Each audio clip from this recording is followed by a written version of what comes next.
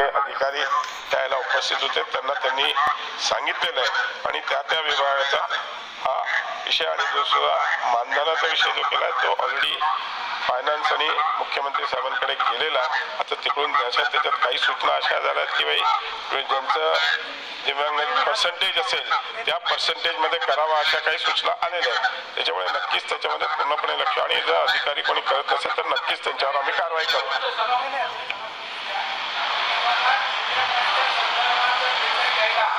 प्रशासनातले अधिकारी जर चालढकल करणार असतील ना, तुम्ही वेग उत्तर नका मंत्री महोदय देऊ.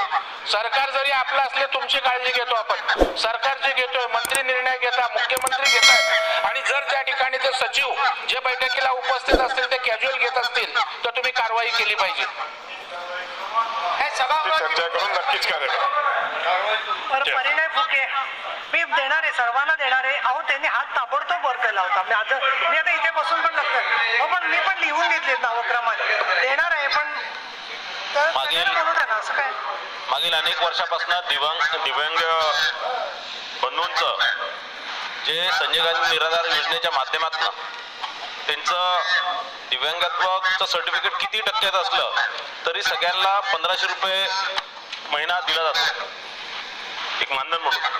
पण माझं या माध्यमातून एक मागणी आहे की जसं 5%, 10%, 20% नंतर त्यांना 1500 रुपये महिना दिला जातो 40%चा, तसं प्रत्येक याच्यात जर एक वर्गवारी आपण करणार काय, कारण जे 6000 रुपयाची जी मागणी आहे ती निश्चितच 80% पेक्षा वर जे दिव्यांग बांधव आहे त्यांना 6000 रुपये निश्चितच दिली पाहिजे.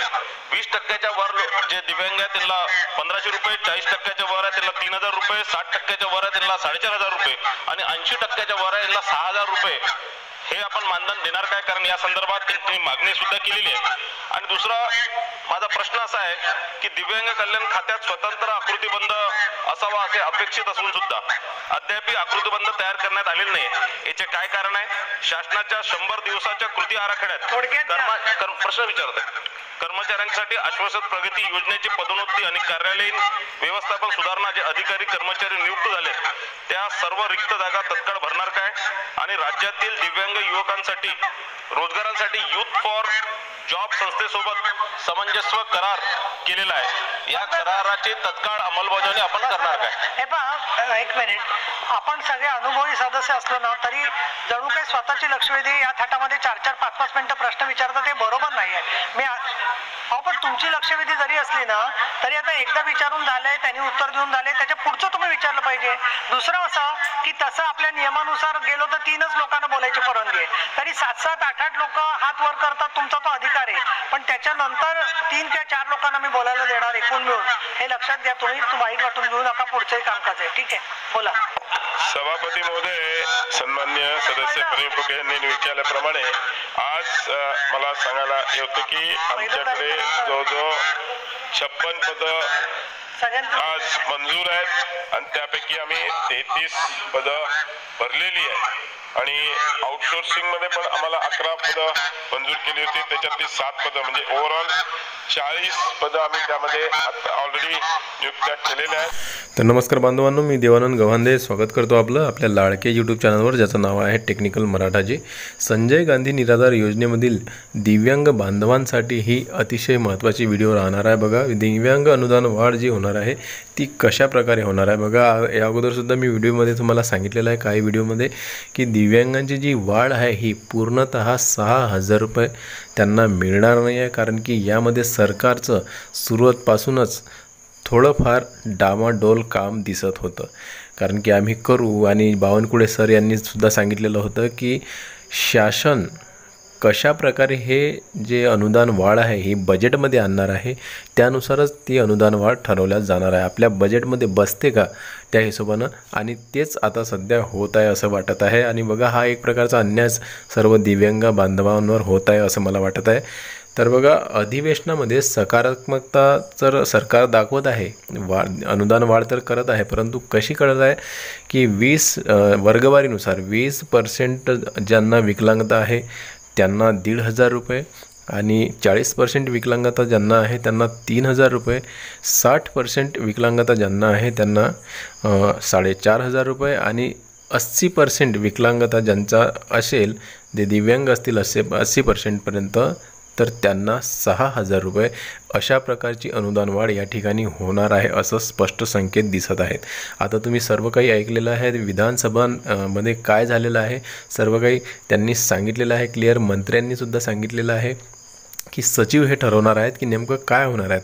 परंतु यावर शासनाचा जो निर्णय आहे तो शासन निर्णय आल्यावरच आपल्याला माहीत पडणार आहे की नेमकं अनुदान वाढ ही कशा प्रकारे झाली आहे. परंतु सरकारचा अनुदान वाढ देण्याचा जो हेतू आहे आणि जो प्रकार आहे तो आपल्या लक्षात आलाच असेल. आणि हा जो प्रकार आहे हा संपूर्ण अन्यायकारक आहे असं मला वाटतं. संपूर्ण दिव्यांग बांधवांवर हा जो एक प्रकारे अन्यायच होत आहे असं मला वाटतं आहे. कारण की 20% जे दिव्यांग आहेत त्यांना 1,500 रुपयेच मिळतील आणि 40% ज्यांचा दिव्यांग असतील तर त्यांना 3,000 मिळतील. 60% जे दिव्यांग असतील त्यांना 4,000 4,500 मिळतील आणि 80% जे विकलांग असतील किंवा दिव्यांग असतील त्यांना 6,000 रुपयापर्यंत हे अनुदान वाढ मिळणार आहे. पर आता यामध्ये बघा विकलांग तर आहेच ना, 20% जरी का असले ना तरी ते विकलांगामध्येच येत आहेत. त्यांनासुद्धा निराधारच आहेत, ते त्यांनासुद्धा कामे करता येत नाहीत. त्यांनासुद्धा विविध प्रकारचं जे सर्व काही कामे असतील ते करता येत नाही, दुसऱ्यावर अवलंबून राहावं लागते. तर त्यांनासुद्धा ही जी पेन्शन वाढ आहे ही संपूर्ण मोठीच 6,000 रुपयेच देण्यात यावी असं मला वाटतं. कारण की विकलांग सर्वच आहेत, त्यामध्ये पर्सेंटेज वर्गवारी करून सरकार हा जो आपला अनुदान वाढ आहे ही देण्याचं काम तर करणार आहे, परंतु त्यामध्ये कुणाला कमी कुणाला जास्त कुणाला अति जास्त अशा प्रकारचं हे अन्यायकारक निर्णय राहणार आहे असं मला वाटत आहे. कारण की दिव्यांग व्यक्ती 20% का असे ना 40% त्यांना विकलांगता काय आलेली असेल ना ते सुद्धा दिव्यांगच आहेत. त्यांनासुद्धा पूर्ण हक्क आहे शासनाच्या विविध योजना घेण्याचं. आणि हे जे अनुदान वाढ करणार आहेत हे इतर राज्यांमध्ये 3,000 ते 4,000 अनुदान वाढ झालेली असताना तुम्ही अशा प्रकारे पर्सेंटच्या नुसार वर्गवारीनुसार जर दिव्यांगांना अनुदान वाढ करत असाल तर हे एक प्रकारे अन्यायकारकच आहे असं मला तरी माझं वैयक्तिक मत आहे. बाकी तुम्हाला काय वाटतं नक्की मला कमेंट्स करून सांगा. कारण की सरकारचं जे ठोस बयान आहे ते आपण या व्हिडिओच्या माध्यमातून ऐकून घेतलेलं आहे. त्यांच्या मनामध्ये काय चाललेलं सरकारचे हे आपण ऐकून घेतलेलं आहे.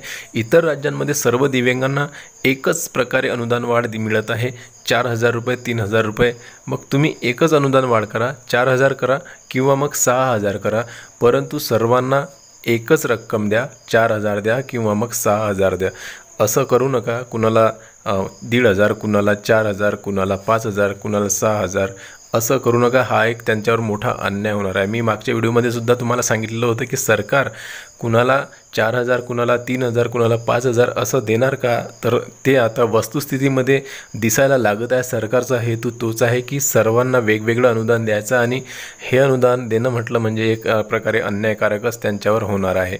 सर्व जे निराधार आहेत, जे दिव्यांग बंधू आहेत त्यांना एकच अनुदान मिळालं पाहिजे. एकतर 4,000 द्या किंवा मग 6,000 द्या.